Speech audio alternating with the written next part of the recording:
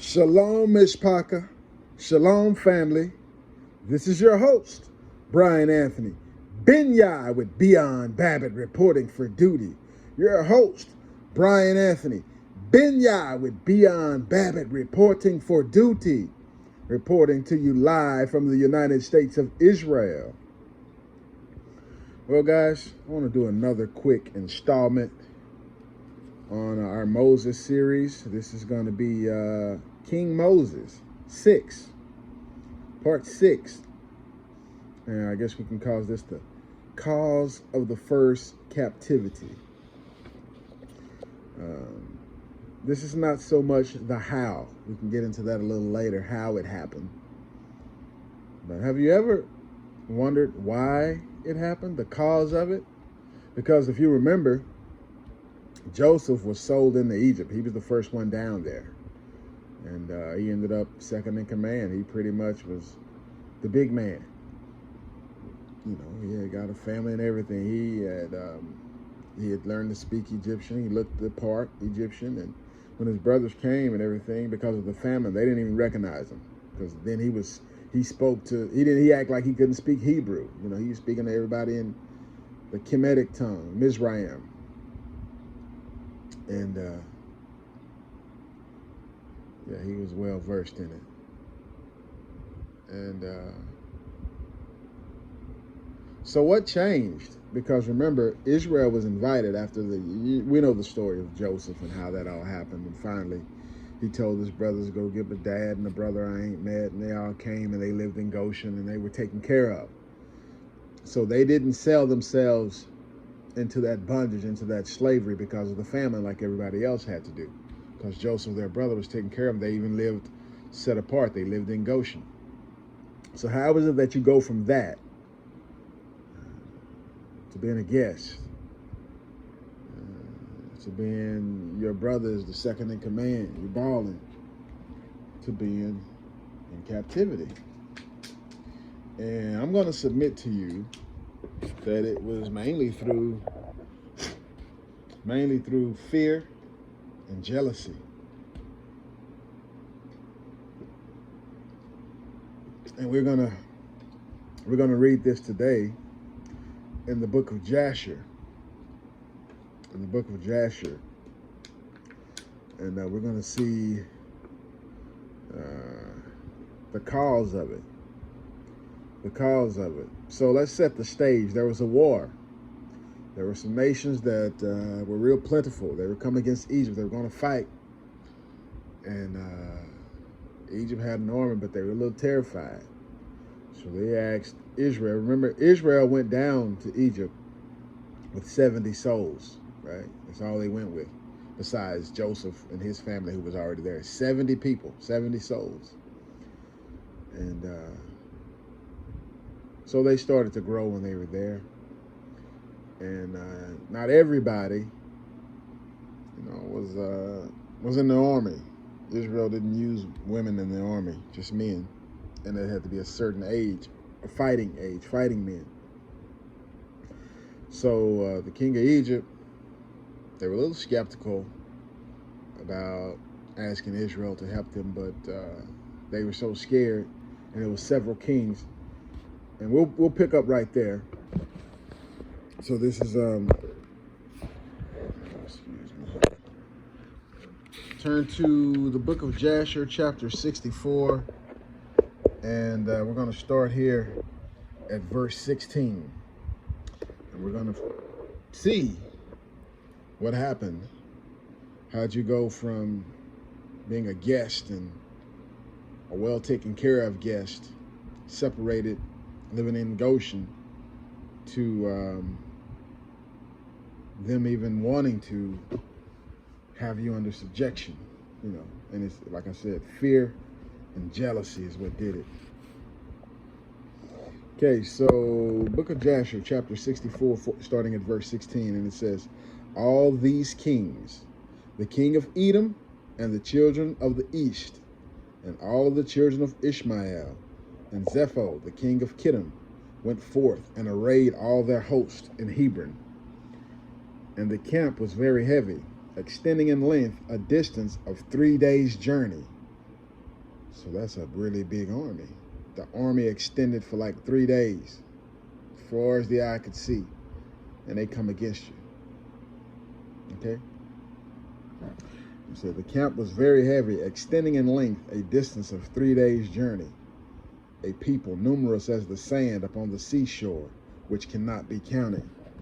And all these kings and their host went down and came against all Egypt in battle, and encamped together in the valley of Pathros. And all Egypt heard their report, and they also gathered themselves together, all the people of the land of Egypt. Okay, let's see how many they have. All the people of the land of Egypt, and of all the cities belonging to Egypt, about 300,000 men. Okay, so you got 300,000 against an army that's 3 days long and extended, 3 days back. Wow. It doesn't even give a number for them. That's how many they were. And it was several kings. It was more than just one. Verse 20. And the men of Egypt sent also to the children of Israel, who were in those days in the land of Goshen, to come to them in order to go and fight with these kings. And the men of Israel assembled and were about 150 men. Wait a minute. 150 men. That's not 150,000.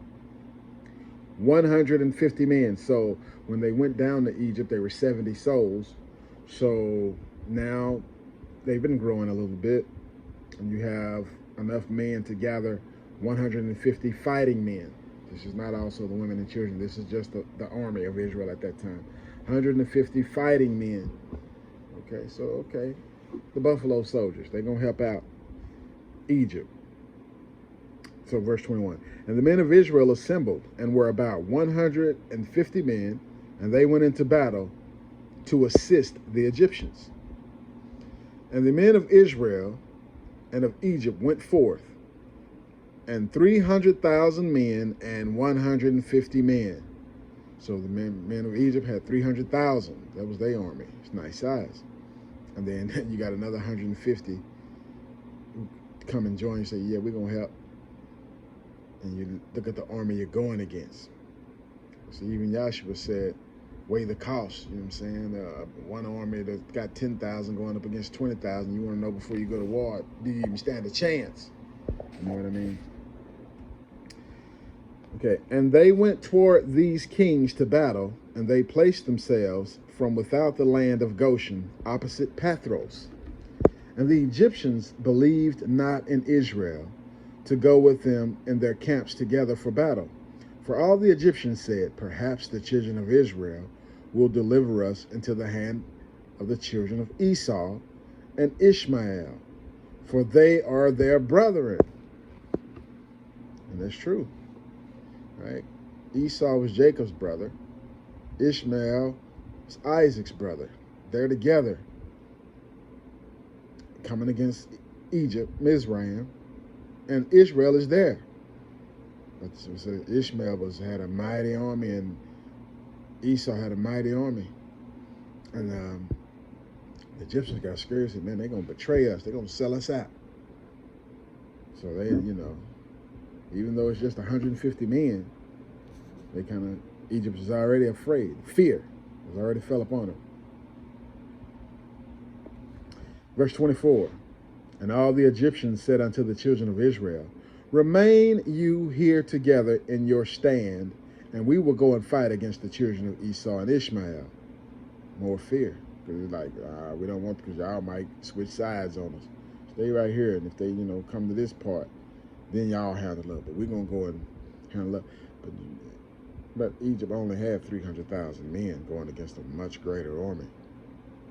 Verse 24, and all the Egyptians said unto the children of Israel, remain you here together in your stand, and we will go and fight against the children of Esau and Ishmael.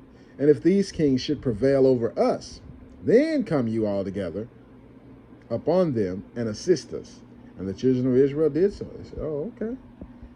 Because I guess they still felt like children of Israel didn't know that the Egyptians were afraid of them and even jealous of them. They thought, oh, okay, I guess we still guessed. They really don't want to. They saying, oh, don't worry yourself. We got it. And they said, okay, well, if they come this way, then we'll get them for you. But other than that, we'll be here. Verse 25.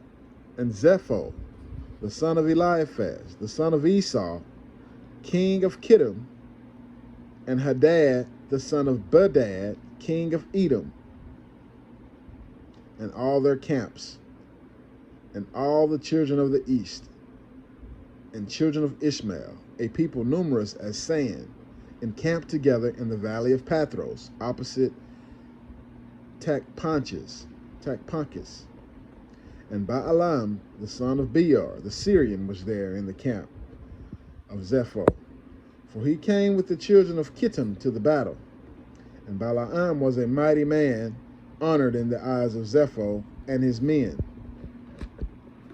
And Zepho said unto Balaam, try by divination. And we know about Balaam and Balak. He tried to curse Israel, right? With Moses. So this guy is already on the scene here. Right? He's already on the scene before there is a Moses. And Zepho said unto Balaam, try by divination for us that we may know who will prevail in the battle, we or the Egyptians. Okay. Verse 28. And Balaam rose up and tried the art of divination. And he was skillful in the knowledge of it, but he was confused, and the work was destroyed in his hand. He's like, what's happening here? I usually don't have this kind of problem. 29. And he tried it again, but it did not succeed. And Balaam despaired of it, and left it, and did not complete it. For this was from the Lord. In order to cause Zepho and his people to fall into the hand of the children of Israel. And remember, there were only 150 Israelites suited up to battle, who had trusted in the Lord, the God of their ancestors, in their war. And Zepho and Hadad put their forces in battle array, and all the Egyptians went alone against them, about 300,000 men, and not one man of Israel was with them, because they told them to stay back. We got this. If they get us, then y'all come help. Verse 31. And all the Egyptians fought with these kings opposite Pathros and Tachpanches, and the battle was severe against the Egyptians. And the kings were stronger than the Egyptians in that battle, and about 180 men of Egypt fell on that day. Wow. 180 men, that's more than all the fighting men of Israel at that time. You know what I'm saying? And about 30 men of the forces of the kings and all the men of Egypt fled from before the kings. They had to retreat.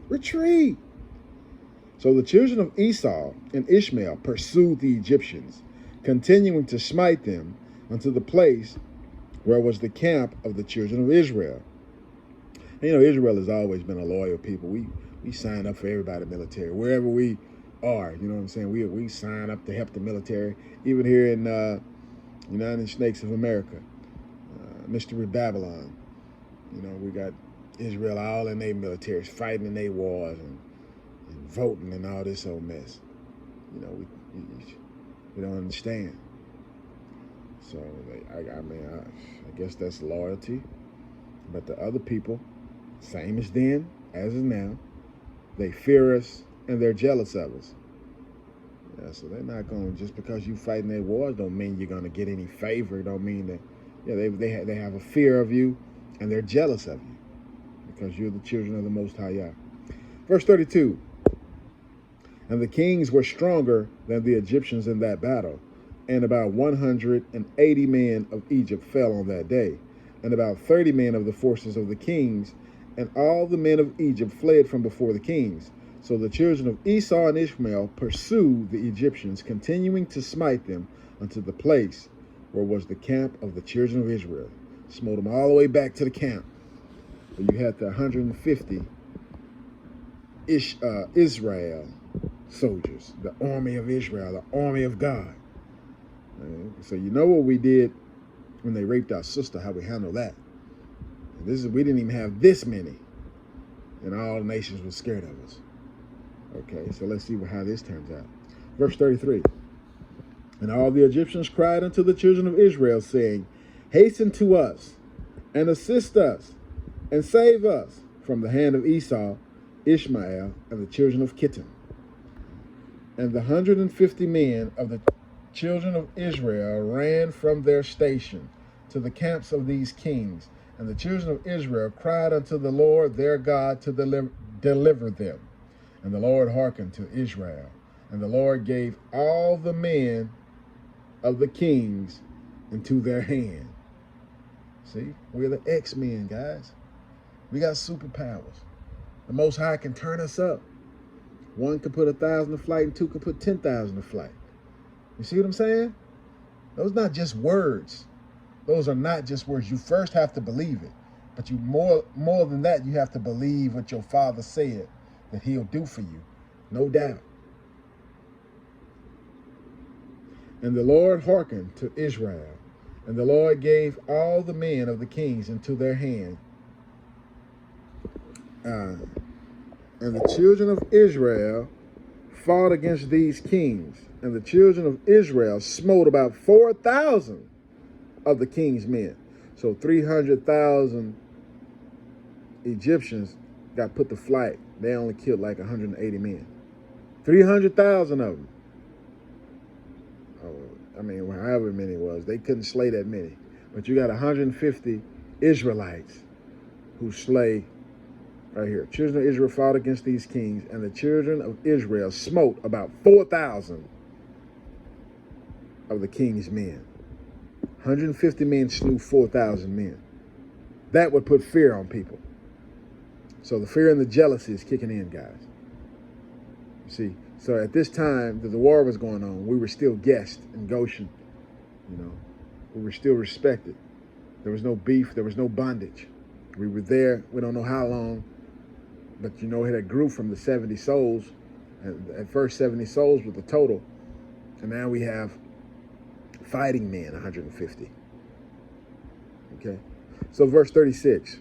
And the Lord threw a great consternation in the camp of the kings, so that the fear of the children of Israel fell upon them. And we're going to see that's a pattern then and now. So the people they were fighting against got scared.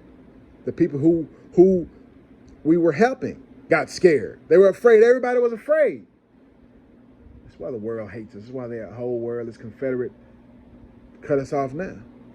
But their time is up. Verse 37. And all the host of the kings fled from before the children of Israel. All the host of the kings fled from before the children of Israel. And the children of Israel pursued them, continuing to smite them unto the borders of the land of Cush. So they chased the Egyptians to the borders of Goshen. And Israel chased them all the way to Cush, whooping their butt, 150 men, beating the stew out of them. Verse 38. And the children of Israel slew of them in the road yet 2,000 men. See, they already slew 4. Now they slew 2,000 more. And the children of Israel, and of the children of Israel, not one fell. That would put fear on all the nations. Man, we're the X-Men.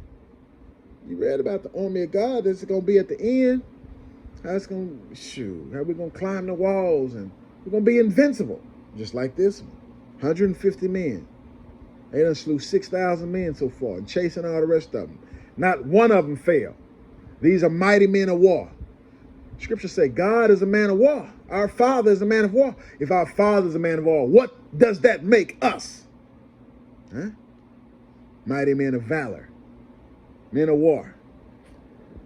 Men and women of war. Mighty men of war. Mighty people of war.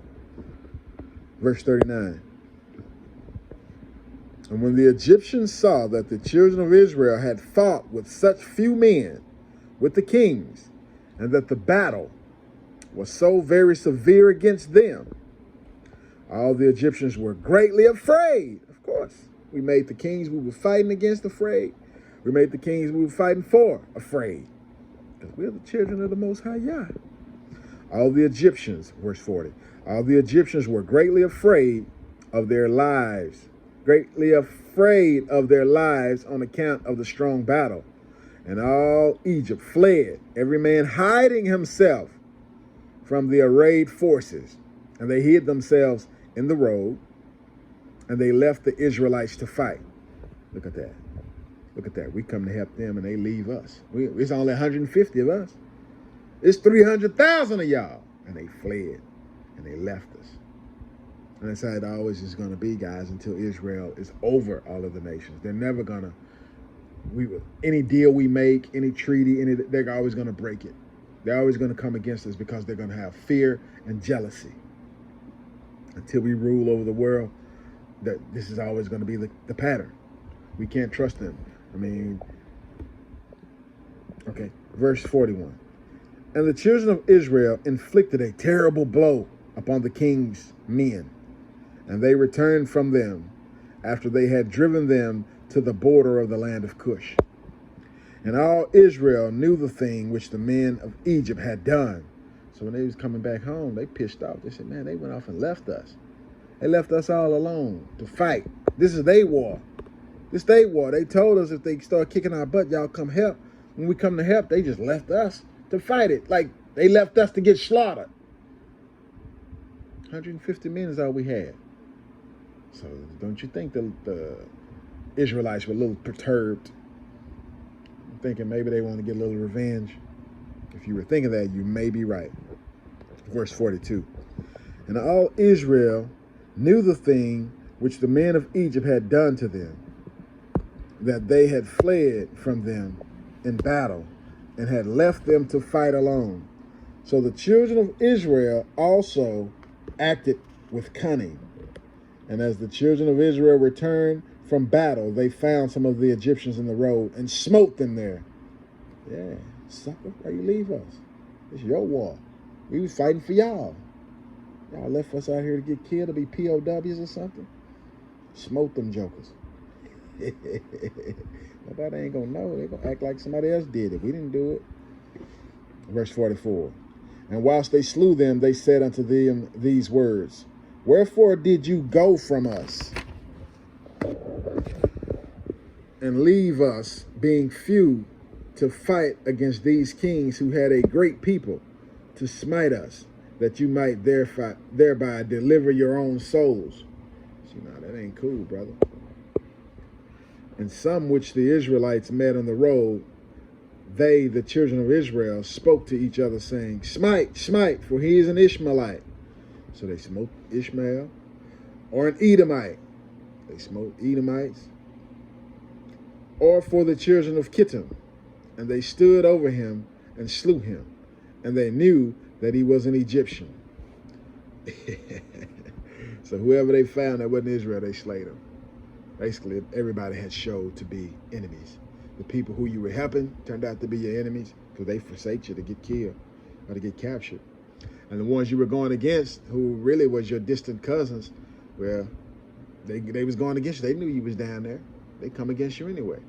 So them is your enemies too. So whoever you find, especially if it's an Egyptian, them the ones who you fighting for, slay them too. We're just gonna say that they're Ishmaelite or Edomite. Verse 46. Let's read that again. And some which the Israelites met on the road, they, the children of Israel, spoke to each other, saying, smite, smite, for he is an Ishmaelite, or an Edomite, or from the children of Kittim. And they stood over him and slew him. And they knew that he was an Egyptian. And the children of Israel did these things cunningly against the Egyptians, because they had deserted them in battle and had fled from them.